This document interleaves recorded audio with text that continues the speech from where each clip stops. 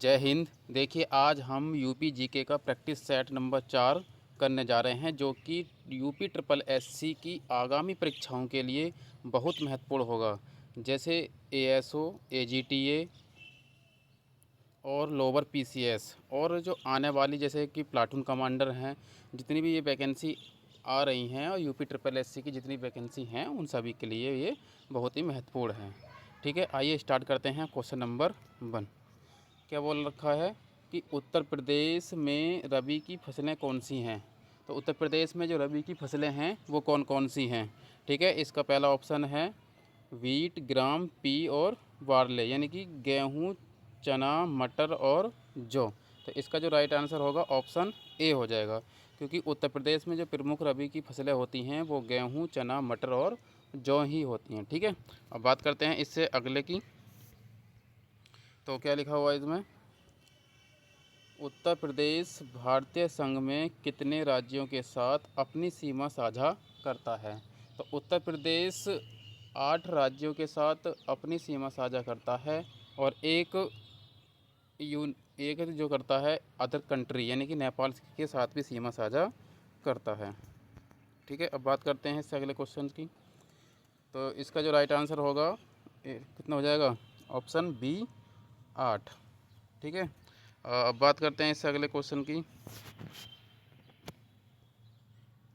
उत्तर प्रदेश के रजा लाइब्रेरी निम्नलिखित में से किस शहर में स्थित है। जो उत्तर प्रदेश में रजा लाइब्रेरी है ये कहाँ पर है। तो इसका जो राइट आंसर होगा वो ऑप्शन ई होगा, क्योंकि रजा लाइब्रेरी रामपुर में स्थित है, और इन चारों ऑप्शन में से कोई सा भी ऐसा ऑप्शन नहीं है जो इस क्वेश्चंस को सेटिस्फाई करता हो। ठीक है, तो इसका राइट आंसर होगा ऑप्शन ई, क्योंकि रजा लाइब्रेरी कहाँ स्थित है, रजा लाइब्रेरी रामपुर में स्थित है। ठीक है, अब बात करते हैं इससे अगले क्वेश्चंस की। तो अगले क्वेश्चन में क्या लिखा हुआ है कि गलत जोड़े को पहचानना है, गलत जोड़े को पहचानना है। तो इसका ऑप्शन ए है मुईरपुर बांध, जो कि सोनभद्र में है, ये बात बिल्कुल ठीक है। पीली बांध है जो कि बिजनौर में है, ये बात बिल्कुल ठीक है। लहचूरा बांध जो है झांसी में है, ये बात भी बिल्कुल ठीक है। जामनी बांध ललितपुर में है, ये बात बिल्कुल ठीक है। यानी कि दिए गए जितने भी ऑप्शन हैं वो सारे के सारे ऑप्शन बिल्कुल करेक्ट हैं। तो इसका जो राइट आंसर होगा 84 का ई हो जाएगा। ठीक है, बात करते हैं इससे नेक्स्ट क्वेश्चन की। नेक्स्ट क्वेश्चन 85 है। इसमें क्या लिखा हुआ है कि 1857 का विद्रोह है। जो 1857 का विद्रोह हुआ था उसके दौरान कुछ ऐतिहासिक व्यक्तित्वों की सूची दी गई है और उनकी भूमिकाएं बताई गई हैं। तो उनको हमें क्या करना है, मिलान करना है। ठीक है, तो मिलान कर लेते हैं। क्या क्या दे रखा है इसमें। तो ऑप्शन में मतलब पहले दे रखा है नाना साहब। तो नाना साहब ने कानपुर में विद्रोह का नेतृत्व किया था, ये बात सही, बिल्कुल सेम टू सेम ऐसी हो जाएगा ये। और कारू भगत की बात करें तो ये रानीपुर से स्वतंत्र सेनानी थे, ये बात सीधा सीधा हो जाएगा। और मौलवी अहमदुल्ला शाह फैज़ाबाद से अग्रणी व्यक्ति रहे हैं, तो इसका सीधा ऑप्शन हो जाएगा। खान बहादुर खान ये कहाँ से थे, ये बरेली से थे, इन्होंने बरेली में सरकार बनाई थी, तो इसका ऑप्शन सीधा सीधा हो जाएगा। तो इसका आंसर होगा ऑप्शन डी, पहले का पहला, दूसरे का दूसरा, तीसरे का तीसरा, चौथे का चौथा। ठीक है, बात करते हैं इससे अगले क्वेश्चन की। 86 क्या लिखा हुआ है कि उत्तर प्रदेश सरकार की किसानों के लिए दुर्घटना मुआवजा योजना के तहत निम्नलिखित में से कौन सा कथन गलत है। गलत कथन के बारे में हमसे पूछ रहा है। ठीक है, तो इसके ऑप्शन देखते हैं कौन कौन से दिए हुए हैं। पहला कथन दिया हुआ है कि यदि किसी किसान की दुर्घटना में मृत्यु हो जाती है तो परिवार को मुआवजे के रूप में 5 लाख तक मिलते हैं, ये कथन सही है। और एक हाथ और पैर की हानि की स्थिति में मुआवजा राशि 3 लाख रुपए है, तो ये क्या है, गलत हो जाता है। और हमसे पूछा क्या है, गलत, इसलिए तो राइट आंसर कौन सा हो जाएगा, ऑप्शन बी, क्योंकि यहाँ 3 लाख रुपए नहीं दिया जाता है। कितने लाख रुपए दिया जाता है, 5 लाख रुपए दिया जाता है। ठीक है, तो बाकी के ऑप्शन जो हैं वो बिल्कुल करेक्ट हैं। तीसरा ऑप्शन में क्या बोला था इसमें कि यदि कोई किसान 25% से अधिक लेकिन 50% से कम विकलांगता से ग्रस्त है तो वह 1 लाख से 2 लाख के बीच वित्तीय सहायता के लिए पात्र होगा, ये कथन बिल्कुल ठीक था। और कथन फोर्थ जो दिया हुआ है ऑप्शन 4 है कि दुर्घटना में दोनों हाथ और पैर खोने वाले किसानों को मुआवजे के रूप में 5 लाख तक का पात्र माना जाता है। ये ऑप्शन भी बिल्कुल हमारा क्या था, ठीक था। तो इसलिए हमारा इसका जो राइट आंसर होगा ऑप्शन बी हो जाएगा, क्योंकि यही ऑप्शन गलत दिया हुआ है। 87 की बात करते हैं। तो सुगंध एवं सुरस विकास केंद्र यानी कि FFDC की स्थापना UNDP या UNIDO द्वारा UNIDO और उत्तर प्रदेश सरकार की सहायता से किस वर्ष और कहाँ की गई थी।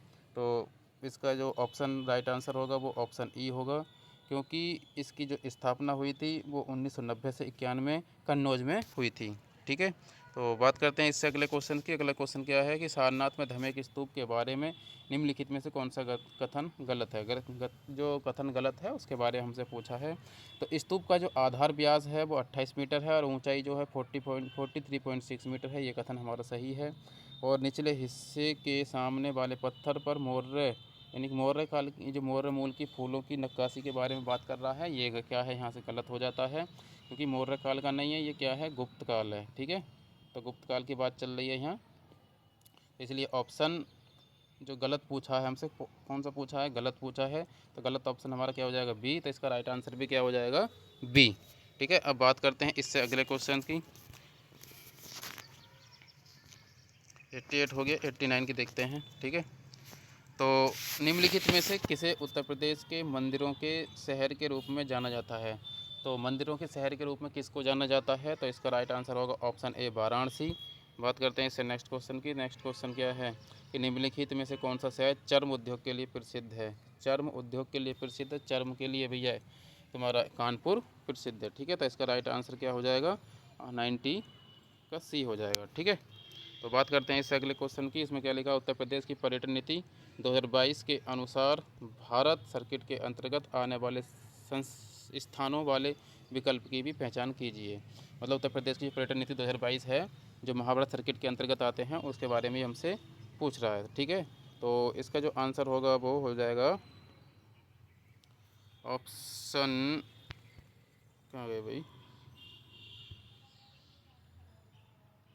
मथुरा मथुरा नहीं हो, मथुरा होगा, और तुम्हारा गोंडा भी होगा, प्रयागराज भी होगा, और कौशाम्बी भी होगा। ठीक है, तो इसका जो राइट आंसर बनेगा ऑप्शन सी बनेगा, मथुरा, गोंडा, प्रयागराज और कौशाम्बी। ठीक है, तो बात करते हैं इससे अगले क्वेश्चन की। अगला क्वेश्चन दिया हुआ है 92 का। 92 बोल रखा है कि उत्तर प्रदेश के महत्वपूर्ण राज्य सरकार संस्थानों के बारे में निम्नलिखित में से कौन सा कथन सही है। तो उत्तर प्रदेश लोक सेवा आयोग की जो स्थापना होती है वो 1937 में हुई थी। हाँ, ये कथन बिल्कुल सही है। ठीक है, और उत्तर प्रदेश ह्यूमन राइट्स जो कमीशन है इस्टेब्लिश इन 1996, तो ये कथन भी ठीक है कि उत्तर प्रदेश मानवाधिकार आयोग की स्थापना 1996 में हुई थी। ये कथन भी ठीक है। ठीक है, तो इसके ऑप्शन कथन ए, कथन बी बिल्कुल ठीक है। कथन सी की बात करें तो उत्तर प्रदेश सूचना आयोग की स्थापना 1948 में हुई थी। ये कथन गलत हो जाएगा, तो इसलिए ऑप्शन ए और बी हैं। ठीक है, तो ऑप्शन ए इसमें आ रहा है, कथन ए और बी दोनों सही हैं। राइट आंसर क्या हो जाएगा, ऑप्शन ए। अब बात करते हैं इस अगले क्वेश्चन की। उत्तर प्रदेश के किस ज़िले में अगरिया जनजाति का निवास है। अगरिया, सहरिया, फैरिया, जो जितनी भी जनजाति पाई जाती हैं वो कहाँ पाई जाती हैं, वो सोनभद्र में पाई जाती हैं। तो इसका राइट आंसर होगा ऑप्शन डी। ठीक है, अब बात करते हैं उत्तर प्रदेश का झूला नृत्य किस महीने में किया जाता है। तो उत्तर प्रदेश का जो झूला नृत्य होता है, तो उत्तर प्रदेश में झूला नृत्य सावन माह में किया जाता है। ठीक है, श्रावण माह में किया जाता है, झूला नृत्य किया जाता है, जब लेडीज़ झूला डाल करके झूला झूलती हैं। ठीक है, तो ऑप्शन अगला क्वेश्चन देखते हैं। उस स्वतंत्रता सेनानी की पहचान कीजिए जिन्होंने भारत के स्वतंत्रता संग्राम में महत्वपूर्ण भूमिका निभाई और उत्तर प्रदेश के बिजनौर जिले से संबंधित थे। तो इसका जो राइट आंसर होगा ऑप्शन ए होगा, वक्त खान है, जो कि बिजनौर से बिलोंग करते हैं और स्वतंत्रता सेनानी के रूप में इनकी पहचान हुई है और भारत के स्वतंत्रता संग्राम में इन्होंने बहुत महत्वपूर्ण भूमिका निभाई है। ठीक है, अब बात करते हैं इससे अगले क्वेश्चन की। अगले क्वेश्चन में बोला गया है कि 73वें संविधान संशोधन के तहत पंचायतों की वित्तीय स्थिति की समीक्षा के लिए किस अंतराल पर वित्त आयोग का गठन किया जाना चाहिए। तो इसका जो राइट आंसर होगा वो ऑप्शन ए होगा, क्योंकि प्रत्येक 5 वर्ष पर वित्त आयोग का गठन किया जाना चाहिए। ठीक है, और बात करते हैं इससे अगले क्वेश्चन की। तो अगले क्वेश्चन में लिखा हुआ है कि उत्तर प्रदेश उत्तर प्रदेश के राज्य चिन्ह में क्या दर्शाया गया है? तो उत्तर प्रदेश के राज्य चिन्ह में क्या दर्शाया गया है? उत्तर प्रदेश के राज्य चिन्ह में धनुष बाण, ऑप्शन बी इसका राइट आंसर होगा, क्योंकि धनुष बाण और मछलियों की एक जोड़ी को दर्शाया गया है। ठीक है, बात करते हैं इससे अगले क्वेश्चन की। अगले क्वेश्चन में है कि कौन सा जिला धान उत्पादन के लिए प्रसिद्ध है? तो धान उत्पादन के लिए जो प्रसिद्ध होता है वो चंदौली है। इसका राइट आंसर क्या हो जाएगा? Option C Chandauli. ठीक है, ये धान का कटोरा भी कहा जाता है। बात करते हैं इससे आगे के लिए। उत्तर प्रदेश का कालिंजर मेला प्रतिवर्ष कहाँ लगाया जाता है? कालिंजर मेला प्रतिवर्ष जो बांदा में लगाया जाता है, तो इसका ऑप्शन सी हो जाएगा बांदा। ठीक है, और बात करते हैं इससे अगले क्वेश्चन की। तो अगले क्वेश्चन में क्या है कि उत्तर प्रदेश का राज्य पक्षी क्या है? उत्तर प्रदेश का राज्य पक्षी क्या है? राज्य पक्षी कौन सा है इन क्वेश्चन में से? तो इसका जो राइट आंसर होगा वो ऑप्शन डी होगा, सारस क्रेन होगा। ठीक है, और बाकी के इन सभी की आंसर शीट नीचे दी गई है, और जो भी आपको डाउट लगे वो आंसर शीट में देख सकते हैं। ठीक है, ये आपकी आंसर शीट दी हुई है। और हमारी वीडियो अगर पसंद आई हो तो लाइक करें और इसको शेयर करें। हम ऐसे ही डेली प्रैक्टिस सेट आपके लिए लाते रहेंगे। यूपी ट्रिपल एससी की जितनी भी परीक्षाएं चल रही हैं उन सभी परीक्षाओं के लिए इम्पोर्टेंट होगा। और यदि आप कंप्यूटर के इसी प्रकार के सेट चाहते हैं कि कंप्यूटर के सेट भी आएँ, तो हमें कमेंट्स में ज़रूर बताएँ। ठीक है, जय हिंद।